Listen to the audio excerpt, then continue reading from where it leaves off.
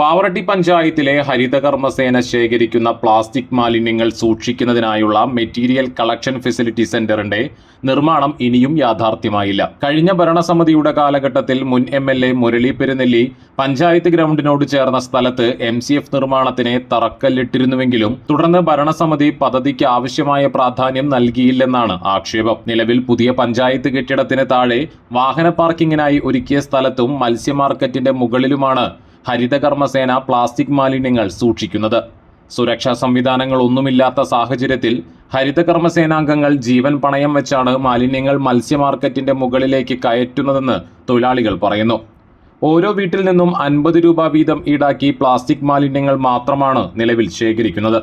എന്നാൽ സമീപ പഞ്ചായത്തുകളിൽ പ്ലാസ്റ്റിക്കിനൊപ്പം മറ്റ് ഖരമാലിന്യങ്ങളും ശേഖരിക്കുന്ന സംവിധാനങ്ങൾ നിലവിലുണ്ട്. പാവറട്ടിയിൽ MCF ഇല്ലാത്തതിനാലാണ് പ്ലാസ്റ്റിക് മാലിന്യ ശേഖരണത്തിൽ മാത്രം പ്രവർത്തനം ഒതുങ്ങുന്നതെന്നാണ് ബന്ധപ്പെട്ടവരുടെ വിശദീകരണം. MCF നിർമ്മാണം ഉടൻ പൂർത്തിയാക്കി ഹരിതകർമ്മസേനയ്ക്ക് സുരക്ഷിതമായ പ്രവർത്തന സൗകര്യം ഒരുക്കണമെന്നും സമഗ്ര മാലിന്യ സംസ്കരണ സംവിധാനം പഞ്ചായത്തിൽ നടപ്പിലാക്കണമെന്നും നാട്ടുകാർ ആവശ്യപ്പെട്ടു.